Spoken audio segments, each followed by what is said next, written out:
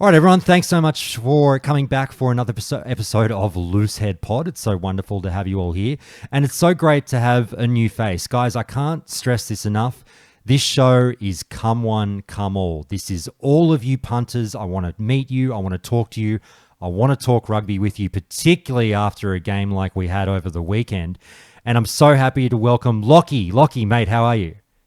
No, Josh, I'm so well. How can you not be after a win like that, decades in the making? I feel like a kid at Christmas. It's so nice to jump on a footy podcast and talk about big wins, and they don't come much bigger, mate. They really don't, and trust me, we're going to get our teeth sunk into that.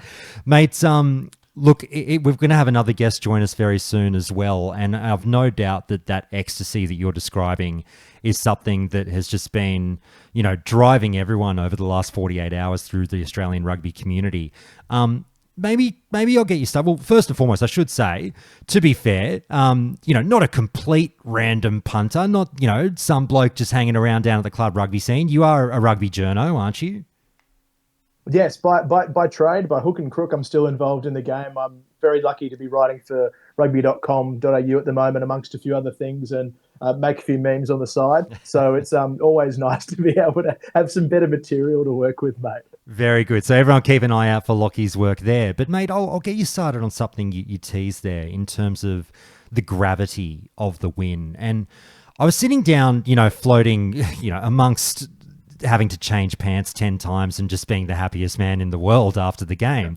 I was sitting down thinking about, God, what should I cover on, how do I cover this on YouTube? What do we talk about? And I was thinking, is this a top 5 Wallaby win? And it's going to be so difficult for, I would like to call myself slightly younger, middle-aged Wallaby fan. I don't know some of the famous victories from the 80s, 70s, 60s that may well have been. Some of our older fans might have to educate me on those. But of the last, 35 odd years, do you think it's wild for me to say that this is a top 5 Wallaby victory? Not at all. I'd put it higher in the modern era, to be honest. If we're talking professionalism clicks in 96 with the start of the Tri-Nations and that golden era of teams, right, that went over the Eels, the Gregans, the Horns, who went to the high veld again and again to go up to altitude and play. None of those teams could do it. None of these teams could win at Ellis Park. And so the fact that the class of 2025 has pulled this out, this incredible win, it's left a lot of people in disbelief. I've heard that particular term used a lot by pundits, by journos, even by some of the players who've come out saying, I can't believe what they did. James O'Connor's still saying he doesn't even know how it happened. But I think this win will stand as one of the most important in at least the professional era. I can't think of too many more that match it, especially since, the 2015 World Cup final. It's hard to find a bigger game that the Wallabies have won. I'm so glad to hear that was O'Connor's reaction, because I was about to say to you, I feel bad for saying this in a way, in that my wife and I were watching it. We're horrible people. We didn't watch it live. We're old. We went to bed and watched it, the replay in the morning. But as we were watching the replay at 6 o'clock in the morning and screaming so loud that we were worried the neighbours were going to call the police on us, we were sort of sitting there, like you say, with the jaws on the floor in disbelief, virtually wanting to pinch each other and be like, is this a dream? Is this actually happening? Which sounds like a little bit of a mild slap across the face to the players who are like, hey, man, you should have believed in us. But even the players, as you're saying, were kind of like, look, of course, I'm sure they were like believing they could win, but are still like, wow, we actually did it. Oh, the gravity of the win can't be overstated. G'day, Gary. How are you, mate? G'day, mate. The players post game, we had O'Connor speaking on Stan Sport and saying, how proud he was, how incredible it was that he was even there. But players like Taniela Tupou, who've played well over 50 caps, will be saying that is the best win they've been involved in. For a team to break a 62-year drought and do what no modern Wallaby team has done beggars belief when you consider the quality of teams that we've sent over Yep. to Ellis Park and have been sent back with a firmly spanked ass. It's a wonderful change, and maybe people didn't expect it. I think I'd be kidding if I said I was going in predicting a bonus point win, but I think there's been enough little seeds and signs across the Lions series, across Joe Schmidt's tenure, that this kind of result wasn't impossible, but my God, is it welcome. So happy to be joined by old Gary Gronk. Andy, you're back again, mate, for more punishment. After I thought you would have learnt your lesson after the first episode, but you clearly had some fun and you're back again. Thanks so much, mate. I'm a bit late. I've just been watching another replay. What I've been doing. What number rewatch are we up? What number rewatch are we up to? Oh, look, I mix it up. I'm watching the full replay. I do the mini. I do the highlights. I watch the highlights with South African commentary, which isn't as bad as I thought it would be. Right. I'm pausing it when they go to the crowd shots with 20 minutes to go. Quite possibly the best Wallaby match I've ever watched. Well, I've watched a few. That's exactly what I want to dive in on, mate. I was going to say, is it fair to call this tape now, this footage of this game, a bit of a guilty pleasure already for you, Andy? It is. Look, I can tell you how many times I've watched Jorgensen score against England. Don't get me started. Like dozens and dozens of times. And this exceeds that by, an order of magnitude. And I have to admit, I put my hand up. I got up and I watched the first 20 minutes and I went to bed. Okay. And I went to bed and I said, I hope they put up a bit of a fight and they score some tries and make the scoreline not too, unflattering.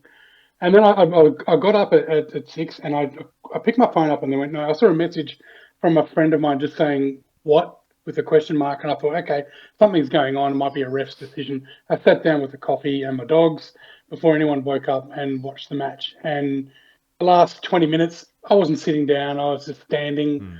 It's up there. It's hard to put it in context, because I think there's a lot of matches that we played. So 2003 semi-final against the All Blacks, we were no hope against those guys, and we bashed them and won that game very convincingly. 2015 versus England Rugby World Cup, up there again. The match last year, again, against England, up there. But I think given the quality of the opposition, the toxic, horrible place that Ellis Park is for visiting teams to play at is the other thing. And the history of it, just amazing. I get up at 1 a.m. to watch most Wallaby matches and you just resign to getting spanked and, putting in a good effort for 60 minutes and then they score a couple of lucky tries and very happy. Ecstatic, I'd say. Let me prod you and just say, look, first I'll say I don't begrudge you too much for your reaction at the 20-minute mark. Now, I didn't turn the game off, but I think there would be very few Wallabies fans out there who would say that they weren't feeling a little bit dejected at that point, 22-0 down. And that's a perfectly fine reaction. It was a horrible start. There's no two ways about it. But also, I think, there wouldn't be a Wallaby fan out there saying, oh, yeah, mate, I was definitely on the line to sports bet putting on the live odds, at 50-1 when we were down 22-0. Like, no one saw this coming. So with the comeback, it's funny, I was talking to some American friends today and I was talking about how happy I was about this victory, and it's kind of like, you put it in, translate it to American for us. And I was like, I can't think of the comp, but the closest I could come was, it's maybe without the same stakes, but this is sort of like our version of 28-3, Brady coming back against Atlanta in the Super Bowl. But put that aside, that's for all you NFL fans. But guys, Andy, I'll just say to you, I asked this question of Lachie just earlier, and I gave him the easy version. I'm going to give you the hard version. I said to Lachie, is this a top 5 victory in the last 35 years? I'm going to change that question for you and say, Andy, you've watched a lot of Wallabies games. The outrageous content creator in me wants to say, is this the greatest Wallaby victory of all time or not? It's in the discussion, isn't it? Which is what we're having right now. I would say, yeah. I can't think. And look, it's only been 2 days, and I spent yesterday with a big shit-eating grin on my face the whole day, and my burner account on Twitter got absolutely flogged. Just, so, look, I think it is. So I started watching the Wallabies in the '80s, and we weren't much chop. '84, we had a good run, but we always used to be flogged by the All Blacks. So I sort of picked up the game in the golden era of the Wallabies, and even then, though, we never won in South Africa. We won in Cape Town in 1993. That just absolutely pumped them in the mud. But after that, and there's some stats I saw on Reddit today that since South Africa's return, it's even. It's almost 50% in wins in the '90s, right? the thousands, the 2010s, and the 2020s. I think now we've got 4 wins apiece going against them, but the success rate's around 76%. I think we are at home, but the Springboks are way more than that. So I think there was so much. I mean, I think I spoke to you last week when we had this chat, and I said that I would be ecstatic if we won 1 game, and I would be even happy if we lost 2 games, but we came close in one of them. Yes. So, are we going to get pumped this weekend? That's the biggest thing, and we talked about it, is consistency is the hardest thing for the Wallabies, right? We've played, three games in a row where we've played out of our skin. We nearly won that second test of the Lions. We pumped them in the third, and then we've beaten the Box. Can we go four test matches in a row? And I think that's one of the bigger questions. And I think I've got this weird feeling. It's faith. It's like hope. Yeah. It's in my national team. It's expectation now that they'll go out and have a really good crack. Not like the teams of 5 or 6 years ago, which would capitulate at that 20-minute mark. We were only a couple of passes away from it being 35-0 at halftime. There's an hour-long conversation that we won't have on what must have been going through those players' heads at that 20-odd minute mark, and how the sports psychology of it all, coming from behind and just act literally like this the meme, if you will, of it's nil all boys, and having to play with that mentality and actually doing it. We'll park that for another day, but I'm so impressed that they did it. Guys, we've started with the easy stuff. I've had you stretch your legs. Let's get into the meat and potatoes and talk about the content of the game and the moments and the players that really stood out to you, because as you both say, this is just something to be absolutely reveled in and celebrated. We have to enjoy this while we can. If this is one of the biggest Wallabies of victories of all time, let's go nuts. Lachie, let me throw it to you and just say, maybe before we get to moments, I'll come back to the first 20 minutes maybe at the tail end. We'll do the positive stuff first, and then we'll talk about that first 20 minutes. But what there's so many to choose from, I believe, but which player really stood out as having just a whale of a game to you, Lachie? That's an awful question to throw me, because there's about 5 or 6 Wallabies you could give best on ground to. And we'll talk about them all. The pure Wallaby fan in me wants to give it to your skipper, to Harry Wilson, who just put in a mammoth 65 minutes before he came off. His 2 tries, absolutely bolted over them, was the highest carrying forward and did everything he could. But I think you don't win this game without Nick Frost. And he won't be everyone's go-to player. Great pick. He's not scoring the tries, but his 3 line-out steals, his constant pestilence at the ruck time, and his durability over 80 is making him one of the most important Wallabies in the Joe Schmidt era. Yep. And I've got every faith that if he remains injury-free, he will be a premier second rower, not just in Australia, but in the world. Great pick. And look, I've done it a sort of topsy-turvy way, and I know people sort of want to say, and it's true, it was a team effort, guys. That is very obvious. But I've started with player selection to sort of prod you guys into conversations that will lead us to talking about moments or set pieces or things that really stood out to us. And Nick Frost is such a wonderful pick, because I kept saying during the game, and look, some might say this is hyperbole. I don't think South African fans will think this is hyperbole, but their offensive lineouts I sort of kept saying, my God, their lineouts are horrible. But also, our defensive lineouts are so good. It was just this horrible clash for South Africa, where they were just visibly ordinary. This wasn't, we were great, don't get me wrong, but they looked a little bit out of sorts. But Nick Frost was and Jeremy Williams picking them apart. I'd have to go back. I was writing down so many things during the game. I haven't tallied it up now, but it had to have been 5 line-out steals. Do you think? Bang on the money. Yeah. Five line-out steals. And look, the majority of them coming when it mattered most. It was 3 in the second half. And I'm fairly certain Frosty was 2 of those, and the extra coming from Jeremy Williams, who's shown that he can do it. He did it during that third Lions test, picking off key lineouts. But this one's all about Frosty for me. Can you envision a world in which the Matfields and the Buckies are believing in this lineout? They'd be turning in their bed. It'd be their graves, but they're not dead. They'd just be ropeable after seeing that kind of performance, and so much of that. Here's something for you too. Nick Frost is 25 years old. He's got another 8 to 10 years of this, and he's hitting this. He's hitting these heights. Yeah. And I don't think you can. And I agree with you. I'd have either Nick Frost, and sorry if I'm jumping on your toes here, Josh, but no. I'd have Nick Frost, Fraser McWright as well. But I think Frosty easily 1 or 2. I don't think you can put any value on how much disrupting South African line-out ball means to their game. It stuffed them up so bad. Yeah.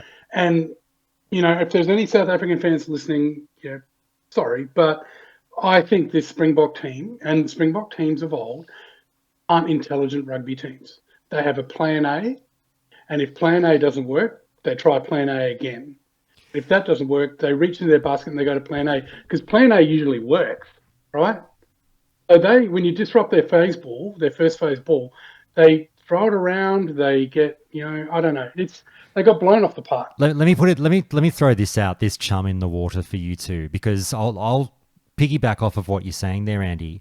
I might be a little more kind. I don't think the Springboks necessarily played dumb footy.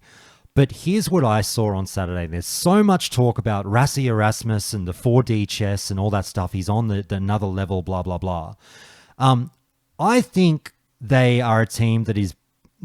this Springbok fans are going to kill me for this, because there is evidence of great footy. Don't get me wrong. But I do think at times the Springboks are guilty of overthinking things.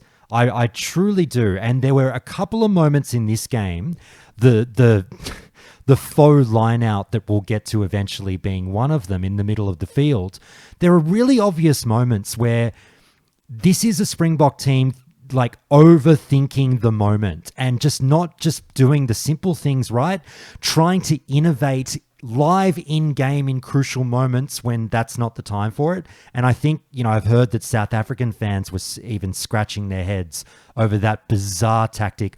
I can only presume, we talked about this in the Loosehead Discord. Please, everyone listening, jump in there and chat with us. We talked about this in the Loosehead Discord as we too were scratching our heads going, someone give me the actual coaching tactic. Like, what was the plan with that move? And I said, I can only presume that they were trying to get someone to tackle them in the air and milk a penalty. I don't know. But the Aussies played it perfectly, and all you do is just ignore it. They completely ignored it. They kept sliding in defense and nothing eventuated from it. But I just think Rassie Erasmus has bought into his own hype to a certain extent and was served a bit of humble pie on the coaching front this weekend. Yeah, he's huffing his own farts. He really is. I mean, what's the stat I saw? Tom Wright dropped the first 4 balls. He got him in the match. Why did they not just keep pumping balls up and turn it into 10-man rugby, and they would have just rolled right over the top? Instead, they scored 22 points, and they went, oh, lekker, boys, we're on the roll here. We're going to score another 30 just by throwing it around because this team's crap. And the Wallabies, by that stage, had already worked out what they were going to do. And then, I think I've seen a few things written down about how they didn't panic because they had a game plan and they just had to wait until that game plan was ready to do. And they look fit. Like, the Wallabies look the fittest I've ever seen. I agree, yeah. They steamed home. And look, Lachie, let me throw it to you, mate, and just say, We'll get to the next player in a second, but just on this Rassie Erasmus point, and fantastic point about Tom Wright. Talk about it. I'm so glad, almost like an in-game redemption story, because I think his first half was like he would love that back any day of the week, but just night and day between the first and the second half for him. He couldn't catch anything in the first 20 minutes and then just completely rewrote that book. But Lachie, what are your thoughts on Rassie's tactics in this game? Was he playing dumb footy, smart footy, something in between? What do you think? It's funny, I'm not sure if Rassie's tactics were the problem. I think it was more the application from 10. And by that, it leans into exactly what Andy was talking about with the kicking. The strategy was working so well, and Manny Lebok turned away from it. And I think Manny Lebok was actually at the heart of why the Springboks played so poorly for all of the game, because he had the benefit of a pack with go forward, quick ball, and backs who held their width. And that worked so effectively for the opening 20 minutes. When things stopped moving forward for them, and we can get into why that was the case outside of kicking, Lebok went to water, threw poor passes, couldn't marshal his troops, didn't use the boot effectively, and he was ultimately found out on both sides of the ball. He was appalling defensively, but his failure to be able to steer a team and, like Andy said, revert to a second plan, which I'm sure is in place for Rassie. He's no mug. He might be a character, he might rub people the wrong way, but there's no denying the man can coach. Yeah. I just think that his general, Andre Pollard, who's given him 2 World Cups, not being there, has such a massive impact. And it wasn't just the absence of Pollard. There are leaders on that field who were off. Sia Khaleesi taken off just after halftime. Look how much the game changed.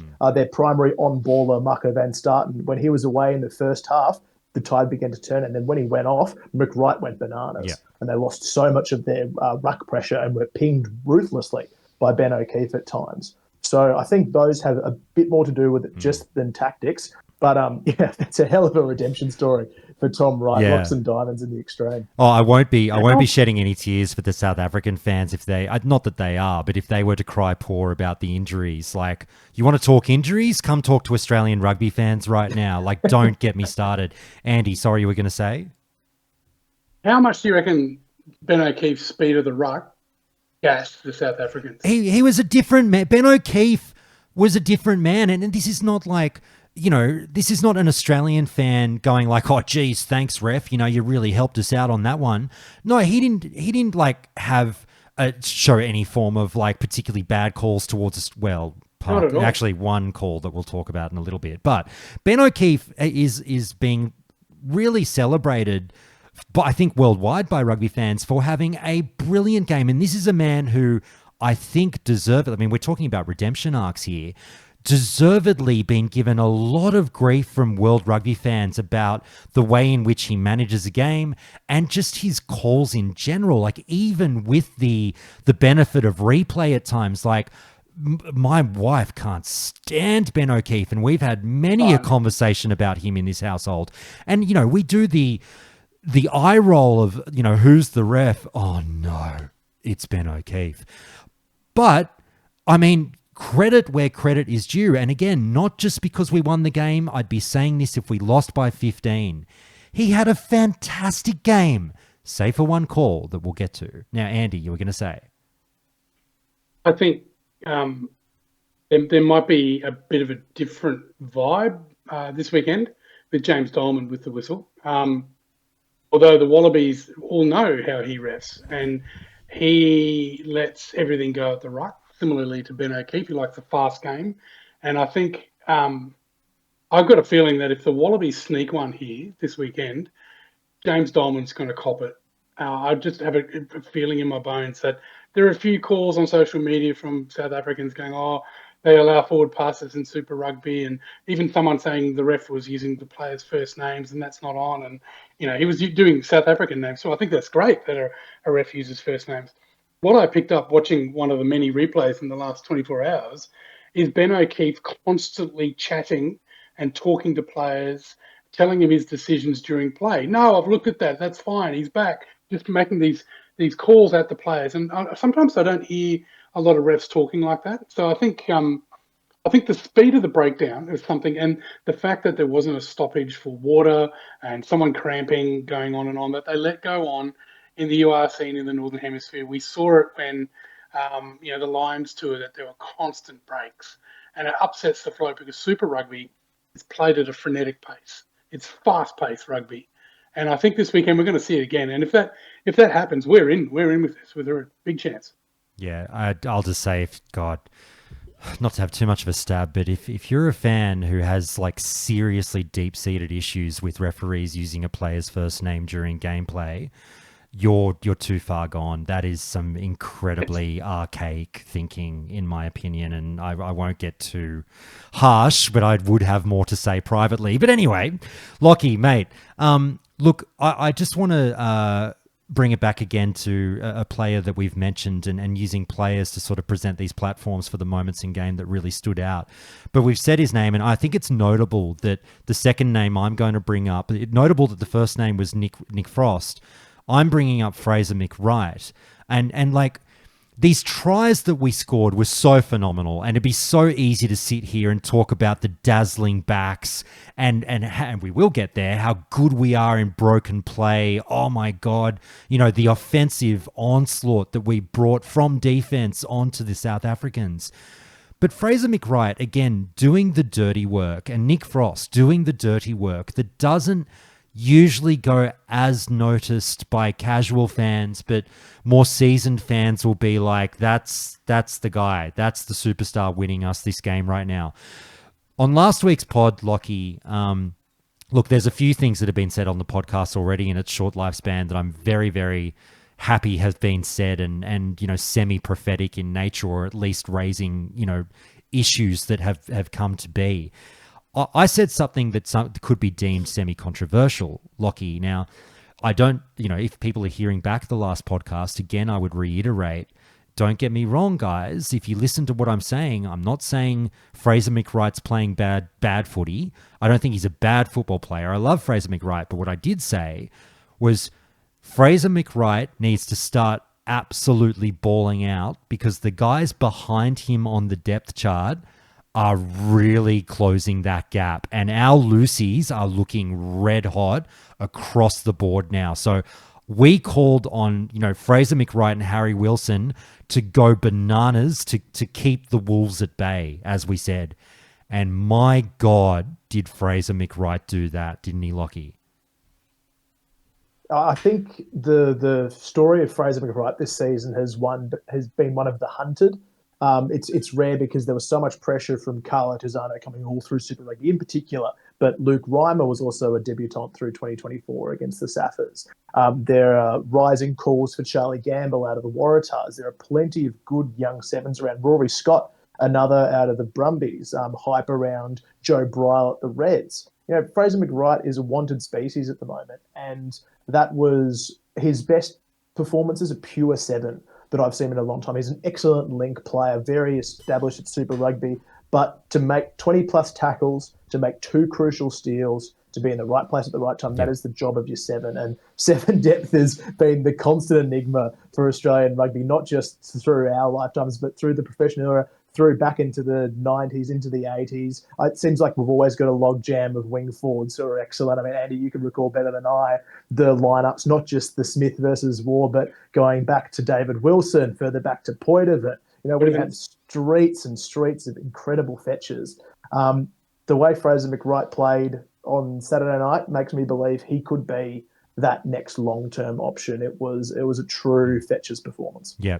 Andy, how about you? What was your take on McWright? And, we had Lewis on the podcast saying exactly that. He needs to go out and show the world that he is that fetcher. He can reliably just be that dog jackling left, right, and center.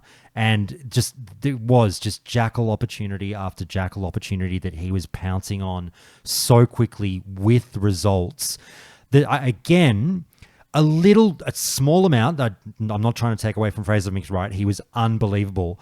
I did query South Africa's commitment to the ruck. They seemed to be a bit lackadaisical about how many they were sending in to reinforce the ruck.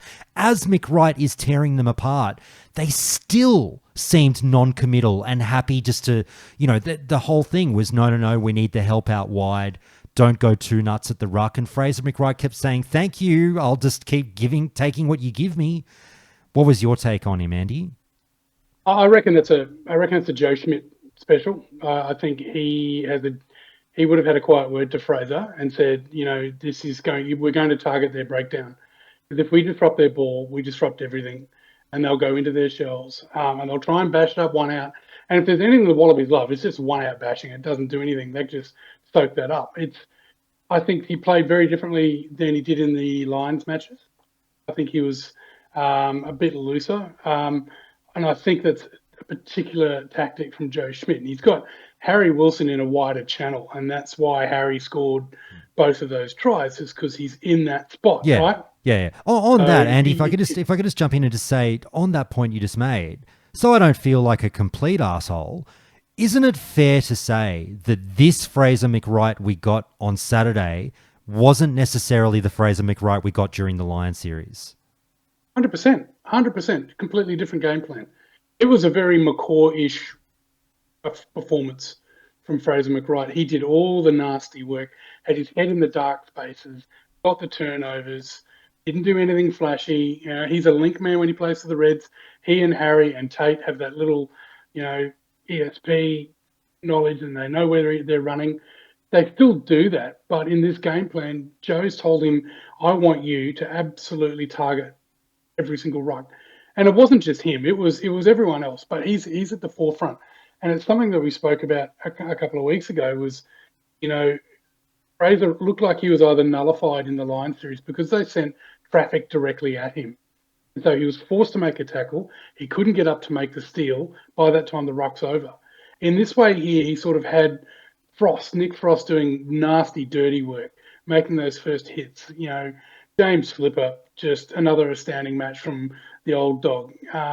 I love Fraser McReight. I think I thought he'd be the Wallaby captain for a long, long time. He may still be. Harry Wilson stepped up to it. But I think his leadership and his game knowledge is second to none. I think he's a very intelligent player. I think he's an exceptionally intelligent player. He looks calm on the field. He's a bit of a mad dog, but he's not the frothing lunatic that Phil Wall was and even George Smith was. Like, he's just everywhere in every single ruck. He's there. And if he's not at that ruck, he knows where the ball's going in the next ruck or the ruck after that. And so he positions himself in a spot to make the nab. It's insane. And he cops so much damage. He gets absolutely blasted at every single ruck. I don't know how a modern seven does it without, not remembering their birthday. Yeah, without spontaneously combusting. I completely agree. Lachie, mate, we'll maybe start to turn to a little bit of chat about the backline. And like I said, there was so much to like there. Again, we had no ball in the first half, so it's so hard to talk about anything offensively from those first 30 minutes or so. But as things started to open up for us, what was a player that maybe came to personify the tactics that Joe Schmidt was looking to employ in that game for you? I think the match isn't won by the wingers who were scoring the tries at the end and the free-flowing broken play. It was won out of the crux that no one really picked going into it, which was Nick White at halfback with James O'Connor as his foil outside him. I mentioned Nick White because his kicking game was hugely influential in getting the Wallabies out of trouble a couple of times. James O'Connor only kicked it 3 times during the game. Whitey was the one bashing it out from the box, 300 metres gained, really effective meterage that you'd expect from the Jake Gordons as well. But O'Connor was able to change the Wallabies' approach on the fly and negate the rush defence of the Springboks by simply stepping back in or throwing early.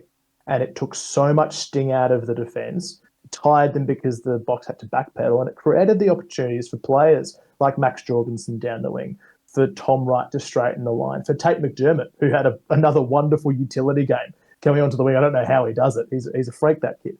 And so much of what O'Connor did was so understated, but simple, turning the box inside out. And I loved the way that he adapted and evolved through the game to finish up with laying on 3 line breaks and a try assist. Just little touches. Even the 1-2 with Len Ikitau to put Dylan Peach away. That's just beautiful, smooth passing rugby, and the kind of thing that Australian fans have probably been crying out for a fly half for the better part of a decade. It seems incredible to me that we are here with a 35-year-old James O'Connor, and he's played, 60 tests? He could have easily hit 120 in another world.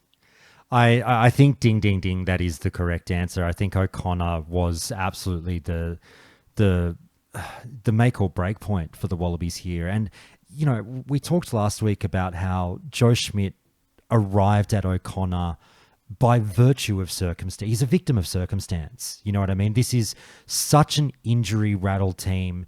Not that James O'Connor cares one way or the other. He's back playing international rugby. He's happy as. But we've had so many people go down, and it's been next man up, next man up, next man up. We get to O'Connor, and I think that they wound up doing, you know, obviously this goes without saying, any team and their coaching staff should do this, but we just said, he's 35 years old. You have a red hot go at this game by hiding his weaknesses that come, you know, with that age and that many miles on the old odometer for a 35-year-old fly half, but accentuating the strengths.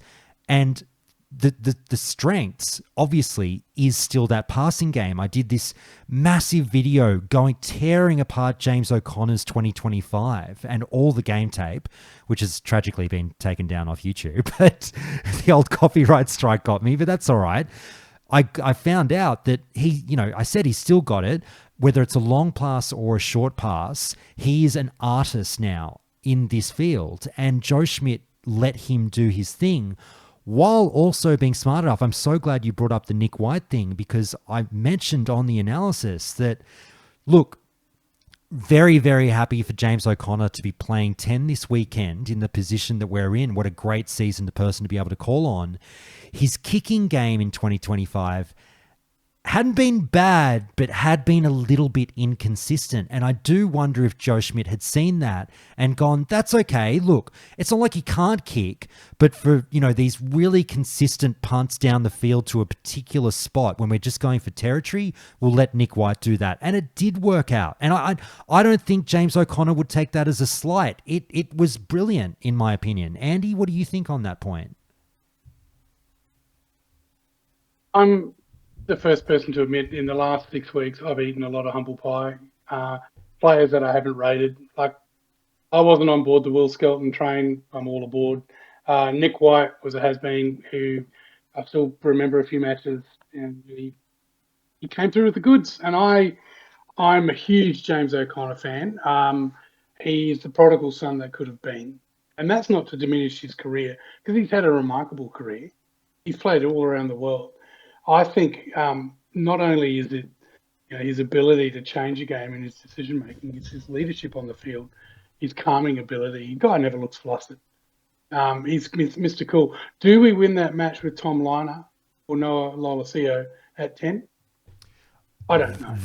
That match, it's obviously hard to say, but yeah. those passes, those beautiful Harbour Bridge passes that I shouted out saying he's still got it, and not only has he still got it, it might be better than ever, his long passing game. Those 2 or 3 of those long passes directly led to points. And so I don't know, without that touch in those moments, you come across those points. So, like, I love Tom Liner, and in a world where, look, I have no qualms. I love James O'Connor, and I am reveling in this victory. But I have no qualms with saying if Tom Liner is healthy, I would like to see him at 10 and not James O'Connor going forward. But for now, O'Connor was amazing at just taking the opportunity he had and flexing that passing game. And I don't think Tom Liner would have won us this game. That's what I'll say. Yep. No, I agree. I wholeheartedly agree with that. I think That pass he did for Jorgensen, left to right, Oh, thing of beauty. I don't know. unbelievable. I've been pausing it, and then it's the perfect pass. It could not be any better. And I'll do you one better. So if I can jump in there, do yourself a favor while you're tearing through the tape again, Andy. Contrast that pass against LeBoc's unacceptable interception to Suali'i. Like, he was trying to do the exact same thing, a skip to the wing, get it out there as soon as possible. And it's not like Suali'i was hiding. He threw it right to him. Giant. It was I was gobsmacked. I was going like that. If you're South African, you're saying that's unforgivable. Whereas O'Connor then played the tape, smash cut to his pass in not quite a facsimile situation, but relatively close. Just put a bit of height and touch on it, but it's not like it floated to Jorgensen. It still got there relatively quickly. And my God, you could not have thrown the better pass with the better weight in that moment. That the big pass that was intercepted is one of the worst passes I've seen. Oh, it was pretty bad. It was pretty bad. There's two things. One, he took it to the line and then threw it directly at a Wallaby player who was literally standing in his back line. And sure, he might have tried to go over. And didn't throw it over him. Didn't threw it flat enough that he could just jump up and grab it. And, Joey's not a small man. He's a big guy. And I think, against maybe another team that I looked at, that's a hooker ball offence. Like, if I'm the coach, I'm like, you're getting off the next break, mate, because that is the shittest pass I've seen in a long time. Yeah, and you're on the right track there. It's not like Suali'i pulled off some amazing, unreplicable feat of athletic strength to get that intercept. No, that's right. And it's look, I think, and I don't know if you're going to touch on what the South African team look like. He won't be playing this weekend. They'll bring Pollard in, I am expecting the Springboks to be breathing fire, and they'll be playing 10-man rugby. Oh, they'll be shitty. They'll be so shitty. Huge chip on their shoulder this weekend. Oh my God! Can you imagine if they lose? Like, there's going to be blood in the streets. I mean, even with the split series now, I've just been saying, like, I can only, any South Africans watching, please let me know in the comments. I'm presuming that their media are tearing them apart this week. I can only guess. I don't think they'll be particularly kind. So, look, I love digging right into how certain countries react after a loss, right? With South Africa, you've got the stages of the loss. You've got grief. the disbelief. We're not at anger yet. Anger's going to come tomorrow. Yeah. There's disbelief. I don't think they've reached. Have they reached acceptance? I don't know. No, that's never a stage. That's off the list. But right now there was disbelief, and there's some acceptance maybe that this is good for South African rugby. We needed this to have a rocket up our bum. There'll be another day or two, and there will be, they'll pick on someone, Arnie Libick, someone who stuffed up, and they will ostracize him, and they'll just tear into him because their media can be feral. They rip into each other. To be fair, to full credit to the South Africans, I think they will come roaring back with a huge rocket up their ass this week. I agree. Yeah. This is the kind of loss that kind of had to happen for them. This is a huge wake-up call. This is a bucket of ice water over the head, 100%. Mate, you thought you were going to cakewalk to the Rugby Championship this year? Get this up here. Oh, yeah, shit. We're playing 3 other super professional teams. We can't just waltz through to this one. I think it will be really good for them in the long run, to be honest with you. So, there's one mildly positive kind of not really point to take out of it for them. But, I don't get me wrong, I'll be going nuts thinking the boys can do it again this weekend, being Australia. But, I wouldn't want to be playing the Springboks this weekend, would you? God. Lachie, mate, I'll throw it to you. Look, sticking on the backline a bit, what other moments or names really stood out to you that you feel need a shout out in this review? Oh, look, you could point to any of them, to be honest. Before I do, if I may, can we go through a couple of the names that the Boxer will bring back? Yeah, no, go nuts, please. It's not just Pollard. You've got RG Snyman, Damien Dialende, Ruan Nyortde, Morne Vanderberg, who's been one of the better halfbacks, and Cheslin Colby. Like they've got arguably 5 of their best players waiting in the wings. I'm bracing for pain, both professionally and personally. It's been dangerous, treacherous waters in the Scrumbags DMs. Josh, don't get me wrong. Yeah. It's a scary time to open your inbox and see the South African flag on someone's account. But they're going to be unbelievable. It's going to be an absolute belter. Mate, if I can just ask on that one, you'll need to educate me here. Now, am I being a buffhead for presuming that not all of those players you just named, like, were they all healthy and this was just a start-sit choice by Rassie, or was this partly injury-based as well? I couldn't tell you the exact availabilities of everyone, but most of those players have been involved in the squad and are training with the squad at the moment. So they might be on managed minutes, but for players like Pollard, who's coming off a full season with Leicester where he went to a final, Damien Dialende played semis with Panasonic Wild Knights. Colby's a fixture at Suntory before coming across. These are players that they'll regularly pull out. I think that the selections point to 2 things. Rassie being his usual self and being brave enough to try things outside of a World Cup cycle, but also just to test the depth. I mean, they're no mugs who came on. I'd say that the bomb squad was a bit of a fizzer. They had no impact and they probably lost them the game, to be honest, especially around the ruck. But they have so many warriors waiting in the wings to come on, especially out wide. But for the Wallabies width, we mentioned Tom Wright, sort of rocks and diamonds. What a turnaround in the second half. He was nigh untouchable. Max Jorgensen continues to be the scariest bloke to try and tackle one-on-one. Can I just say, all the people around the world who jumped in the comment section of my video that just glazed Max Jorgensen and announced him as the next great, world rugby winger. People losing their mind. Obviously, again, I'm not an idiot, guys. I did a bit of a spicy thumbnail, the world's best winger ? That it got the reaction that I was expecting. Bait taken. But people in the comments just losing their minds, going this guy's nowhere near even the first handful of top wingers. I'll give you 6 or 7 wingers ahead of this guy. He's rubbish. I was sitting there just laughing to myself going, mate, I know what I see in this guy. We're not crazy. This is not Australians doing the weird, looking through our lens glass half full thing. We know we have something very bloody special in Max Jorgensen. And South Africa, you were just introduced to him. Yeah, and look, there's some information there, mate. Look, on social media, I'm seeing a lot of big-time rugby pundits saying exactly what you said 2 weeks ago. So vindication, Josh. Yeah. All those nasty comments I had to remove and approve on the subreddit. Vindication.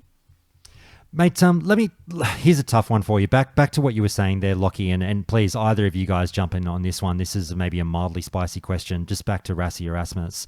What I was getting at is my presumption, and I'm happy to be told I'm wrong, but we might need to be told in the comments. My presumption was that, Rassie didn't necessarily pick his top tier side. Just maybe 1 or 2 or maybe 3, I don't know, just a couple of names that he could have picked that he decided to rest, maybe keeping them fresh for New Zealand. Maybe it's just a rotational thing. Whatever, as we say, the 4D chest Rassie wants to play, so be it. That's great. Do you think that, again, coming back to, is Rassie outthinking himself here? Did he not give the Wallabies enough credit and will come to regret this decision in a tournament where they're now on the back foot and maybe, not the favourite to win it anymore? This loss is huge for their Rugby Championship campaign when there's only so many games. It is. It really is. I think Rassie always falls back to he wants 2 teams, and he's said that 2 or 3 teams that he can roll out and sort of an interchangeable squad of 30 to 40 players that can roll in and out of the game. I think what we've just seen is that you can't win matches with that. It's good to have depth in a tournament, say the Rugby World Cup, where you can rotate guys in.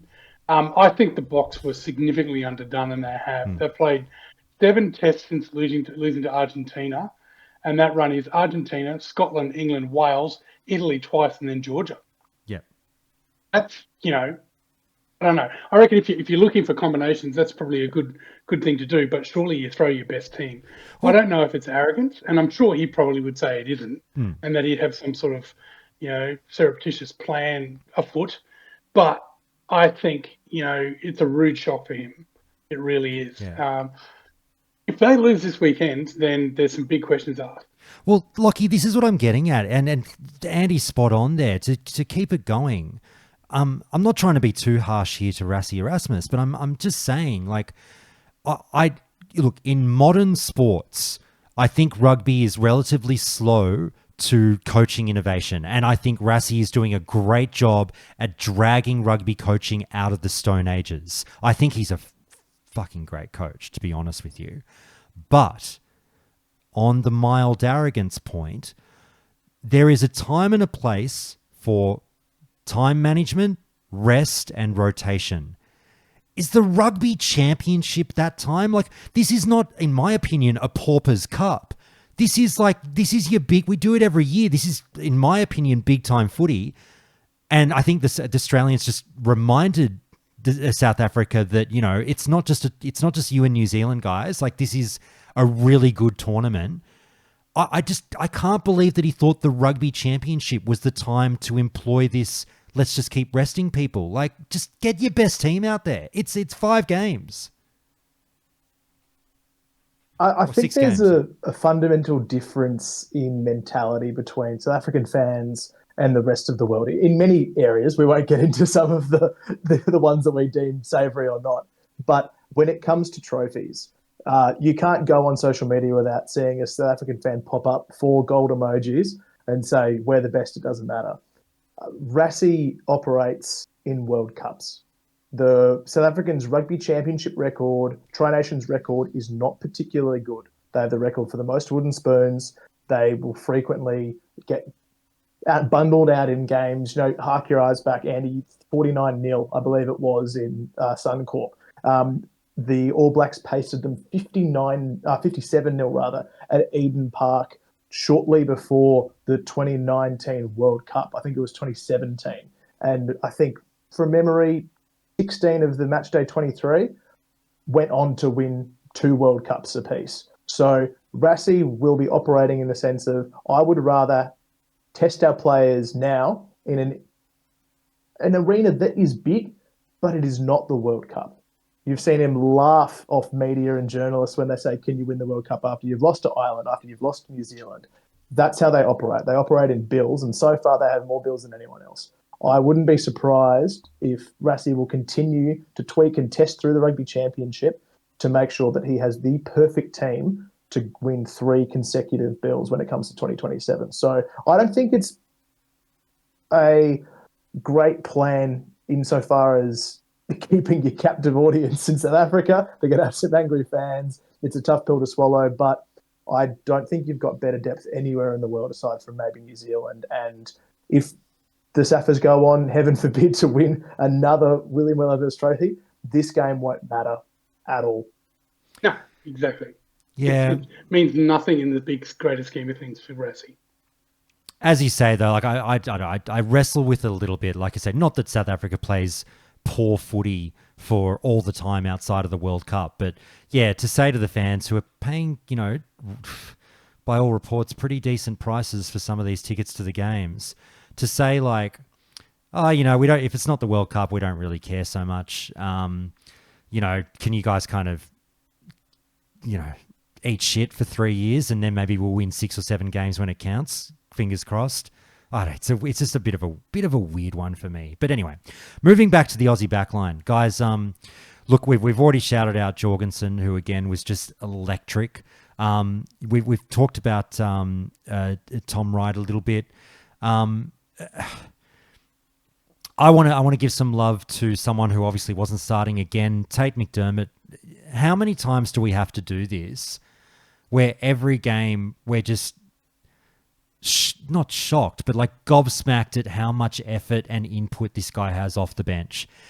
it just, to squeeze that much juice out of the 20 odd minutes that you're given on such a regular basis and consistently wind up as one of the talking points that are the same as the guys that were on the field for 80, the guy that was there for a quarter of the time. We're always talking about him. I look, I'm not going to get into the whole sit start thing. We touched on that last week on whether or not Tate should be starting. But again, just dug deep, so impressive. The super sub that will play anywhere for us. What did you guys think? Look, I'm of the Church of Tate. I'm one of the disciples. I love the guy. I don't think he should start. So we're not going to talk about that. But two things. He came on the wing and he just started dominating. Like, he made a 30-metre line break down the wing. Chipped it ahead for Jorgo, who nearly got past the fullback to score early on in that second half. And then he went off and had a break and then came on. And what I think it is, and it's one of the reasons, you look at the last 10 minutes of this game, the Bok forwards are just gassed. They have no oxygen. They've got nothing in their tank. And if you watch every ruck, Tate is just so fast. He's so fast. They don't have a chance to lean on someone at a ruck and have a 5-second breather. He's up and going. And I think he is a game breaker. And I think he will win a game on his own very, very soon. The joke that keeps on giving, or the irony that keeps on giving, of the altitude ending up fucking the box more than us is still wild to me. I still can't believe it happened. Yeah, I mean, if I'm not sure if you've ever played at altitude. I played 2 matches in Orange, which isn't quite Johannesburg, but I'm still kicking 65-metre torps, so a lot further than I could kick at sea level here in Brisbane. But halfway through the second half, as a ratty little halfback, I couldn't breathe. It felt like I had razor blades in my throat. I don't know how people do it. I don't know what they did to be able to come home so strong, whether it was just adrenaline, belief, faith in each other. I like to think it's those things. Mate, I on the altitude thing, I think so many listeners maybe haven't visited a place with proper altitude. If you have, you know what it's like. And I was very, disbelieving a little bit of the extent of the effect that it has on you physically. I was always like, they ham this up. I always have to hear about altitude. You know, when people go and play in bloody Denver in the NBA, they talk about the altitude, the high velt, all this stuff. I'm like, they're professional athletes, you know. How much could it really do to you? Then I went, I spent a month in Colombia, in Bogota, about a year ago.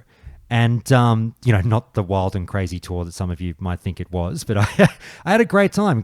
Colombia is amazing. But as soon as I flew into Bogota, it stings you in the chest. You're in those high mountains and I'm just walking around the streets and you're struggling to breathe at times. You're just not, if you're not from there, you're not used to it.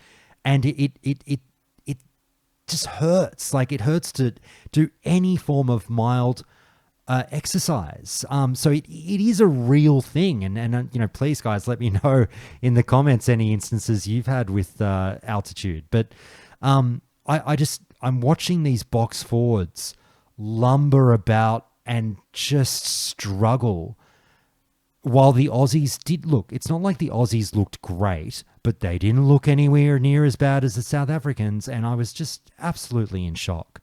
So yeah, we highlighted that as a potential issue going in. Turned out not to be a thing.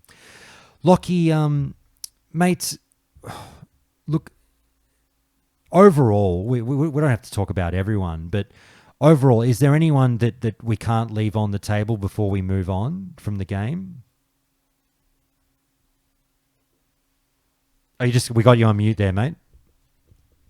There you go. Sorry, mate. At the risk of running through a full 23, I think the understated work of players like Tom Hooper and Lenny Hitau are phenomenal. Hooper's another bloke who just does the shit as well. And the fact that Lenny Hitau is now a genuine 12 at 13 at international level, that can't be overstated. That's so effective and so important for us going forward. I've whacked on about it already in this, but the two-touch link-up with James O'Connor is just smarts. He seems like he's got more time than anyone else on the field, and time is the most precious commodity you can have out there in the white line. So Lenny Kitau for me is just a wonderful player who keeps delivering on the big stage, both sides of the ball. And I thought Angus Bell was really impressive coming on for an hour, doing really well in place of James Slipper. But Andy, you could pick out almost another 10 from this side. They were so good. Easily done. And let's not forget that Lenny Kitau wasn't deemed good enough to go to France for the 2023 World Cup.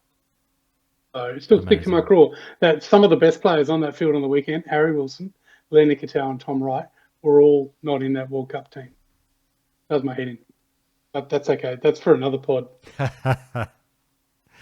All right. Any other moments or names? When did you scream the loudest, Andy? Jorgo's try was probably the loudest. And Joey's intercept, I got rather excited. I was quite mute when Righty scored, and I'm not ashamed to say I had a tear in my eye. I got a bit emotional that last 5 minutes because if the Box had scored and they'd gone under the post, a try would have won the game for them. Right? They were only 11 points behind at that point, so they could have easily won that game if we'd capitulated like we had in the past.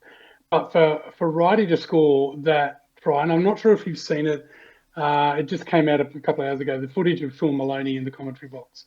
I've heard the audio, which is so touching. And also so hilarious because, I mean, to be fair, I'm not. I would have done the same thing. You can basically hear, Sean Maloney climax live on television, and it was so good. He's actually at one point on his knees. So when the try is scored, he sort of spins around a bit, and then he just collapses onto the desk. Yeah, and I think in that moment we were all him, and he was all of us. Because I support my team too thick and thin. I'll never not support the Wallabies. I'm an Australian rugby fan. Why would I not? Right? And I look down on anyone who says they don't support the national team really unfavorably, really low list of people that I want to interact with. So when he shows that much motion, I was giggling like a schoolboy, and I had tears on my cheeks. And I went and got a drink of water and came back and sat back down and started sort of making a few noises. My wife came out going, "What's going on?" And I said, "We won in South Africa." She went, "Oh, that's good," and went back to bed. So, I mean, that's the dichotomy of man, right? It's fine. I think he was all of us. And I made a lot of noise. I've got your next meme for you, Lachie. You've just reminded me. It's 100% the meme of the couple lying in bed together when she's like, "I bet you he's thinking of other women," and it's just us going, "How good was that win in South Africa?" You know what I mean? Yeah. I hope Harry Wilson isn't injured. Yeah, it's just me shopping for red headgear online endlessly in incognito mode. And look, on that, I've got to love you and leave you. Yeah, absolutely. On the phone yet, and I've got another dinner to whip up, but I can't go past the heart bursting out of my chest, seeing Harry Wilson get up off the deck and follow Tom Wright through the line and have the pace. The big man moving like he's running in treacle somehow got rid of 3 covering Box defenders and made it over the line. That sent me absolutely bananas. That's one of my favourite moments, Lachie. That's one of my favourite moments. One of the best things I've seen in the Wallaby jersey. 100%. You can see the moment, Lachie, where 10 metres out, you can see Wilson think, there is no way I am not scoring this. I must score this. You've got to love him. Yeah. He's just all heart, and I hope he's all right for the coming weekend. But, hey, I'll leave you with that. There's plenty of changes for you both to talk to. Peach out with a jaw, Slipper out with an HIA, maybe the skipper unavailable. So plenty to unpack ahead of 100%. Mate, you go have a good one. We'll stay in touch. Mate, absolutely. Shout out the pod real quick, mate. Where can people find you? Oh, if you're not already sated by Looseheads, please come and have a listen to us over on Scrumbags. with the Scrumbags Rugby podcast. We do most of our work on Instagram as well, so come join the community. But mostly stick around and do what you do here. It's wonderful, and the more content creators and makers, the merrier, mate. So thanks for having me on. Thanks, mate. Get out of here. I'll talk to you later. Cheers, Lachie. Cheers. See you, gents. Andy, mate, we'll kick on, and I think Lockie's put us in a really good position there by starting to look ahead to next week. Look, a lot is happening news-wise in terms of, again, injuries. Just injuries will be the story of the Wallabies 2025 season. How do you feel about what Joe Schmidt can put together from the walking wounded next week? Look, I think we're kind of lucky. It's not another scrum half or a 10. If James O'Connor was injured, I don't know what we'd be doing. I think if Bobby Valentini comes back, from all accounts, he's on the periphery. He may slot onto a bench. Look, I'm okay right now. So Slipper's gone with the head HIA. There's cover for him, and they're bringing over another prop. Dylan Peach, we've got depth in the wings. Peachy's a big loss. I've hated the guy. I agree, but I'm very comfortable with Corey Toole stepping up to the plate. 100%. I think Corey Toole, Chelson Colby matchup is going to be something fun to watch. They can always put Kellaway on the wing too. So he's no slouch on the wing. In fact, I think he's probably better suited to the wing than fullback. I would be more worried if we lost Nick Frost or we lost Fraser McWright. Tizano is not in that team. But yeah, I think the other one too is Lenny Ikitau. When I saw him limping, I thought, oh God, is Lenny injured? Not Lenny, but it's I think he's starting to gel with Joey in the centres there. There were still some defensive lapses.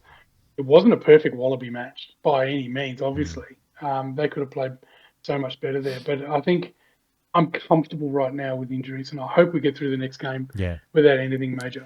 I'll float a few possible scenarios at you, and this is all given we know nothing about who's hurt, how long, or if we can possibly float the same team as last week. Obviously, we can't, given like Peach has already flown back home, I believe. But look, let's start with Peach's position. I personally would love to see Corey Toole just flat out given the starting position and just go, you're the 11 now, go for it. I'd rather see that than Kellaway put on the wing. In terms of Ikitau, I think it's funny because I wonder if our friend Lou would wonder if this is the great, moment almost without any risk, because you're, again, a victim of circumstance and have no choice due to injury. Whether that's the time to try Suali'i at 12, plop him into Ikitau's spot, Joseph goes into 12, then maybe you put Kellaway at 13 and work from there, I don't know. Filippo's coming back. Oh, sorry, you're right. Dalguna is with us as well, so that's an option too. Yep. Fantastic. We've also got, look, I'm not a doctor, but Harry Wilson didn't look particularly well. I would think that we're now floating something like a back row. I don't know if Valentini's good. There's two doors here on the back row. Number one, if Valentini is good to go, I think you have to go Valentini at 8, McWright at 7, Hooper at 6. If Valentini is still needing a little bit more time, do you then go Gleeson at 8, Hooper at 6, McWright at 7, and bring on who would take Gleeson's spot on the bench? It would be Tizano, wouldn't it? Yeah, or even DeCrepney. Or DeCrepney, exactly. There's a few things that could happen there. Look, it's going to be a really interesting game. Like we said, South Africa is going to be raring to go. Australia just, look, again, you've highlighted it. We'd all like it. Just, I want to win, but what I want more is consistency. I want to see most of that team that showed us what they can do last week do most of that again. I'd be disappointed if we got pumped by 30 points. 100%. Okay. I'm not going to be upset if we lose by 4 or 5 or even like a single-digit No, score. I'm not going to no. be upset as long as we put up a fight. If we get pumped, it's going to be not quite back to the drawing board, but, yeah, it'll be a bit disappointing. That's probably the main thing for me. I'm daring to believe that we can win the Bledisloe back, but hope it's killed me in the past. So I agreed with you on that point last week. This week, while I'm half agreeing with you, this week I'm just influenced a little bit by it has now become preposterous how injury riddled we are. That it's so hard to really properly talk about this team anymore. Yeah, that's exactly right. It is not quite a full starting team, but go through the list of injured players, and they're either the first or the second choice at the start of the season in those positions. I think we're lucky with scrum half. We've been okay there. 10, we've lost our first 2 and 3. Even Donaldson is injured as well. There's 3 injuries to our playmaker. You've got old man O'Connor at 10 steering the ship, and I think, we generally run a lot of our plays off the halfback and we play off the fullback a bit. But James offers that bit of doubt, and I'm happy for him. But the guy is super fit for a 35-year-old. He played 80 minutes. He had a shocking 10, 15 minutes at the start, but they all did. There was a bit of shell shock. The box came out blowing fire. I'd be very concerned if there's a loss to those big boppers, to the big guys in the second row. I think that's where our depth is not as good. And when I say depth, I'm not talking about players who can fill in the position. I'm talking players of up to the Nick Frost, caliber. Yeah. We don't have that. What did Bob Dwyer say? You need 5 players in your team that are borderline world 15 players. We're getting there. We're very close. Yeah. Mate, look, I'll take us out. I hate to sort of go out on a mild negative, but I'll just say, look, the one, if there was like a non-injury related change to consider, I'm really looking at Billy Pollard. I've told you my weird rugby thing is line-out throwing, and I just don't think it was there.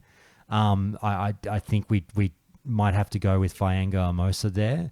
I don't know whether you agree or disagree with that one. How did you feel about our line-out? Look, front row stuff's the dark arts for me, mate. Willing to defer to your knowledge.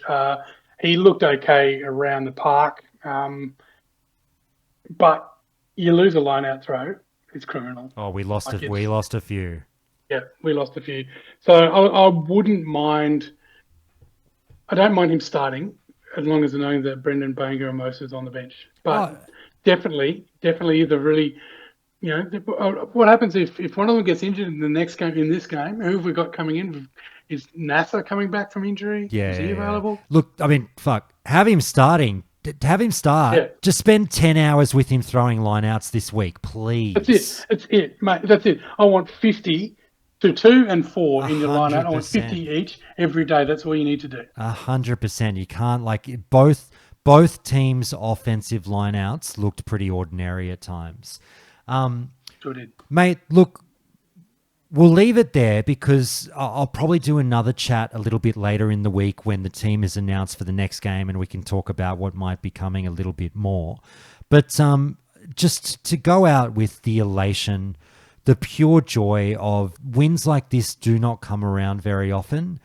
And huge congrats to the guys. It was, thank you for making me feel a feeling that I hadn't felt with the Wallabies for quite some time. And fuck me, I just want to say it really feels like we're back. I'm not going to get carried away, but we're a little bit fucking back, aren't we? Well, we may never lose again. No, we are definitely back. We are definitely back. Good stuff, mate. All right, we'll talk to you later. Thanks, Andy. See you, mate.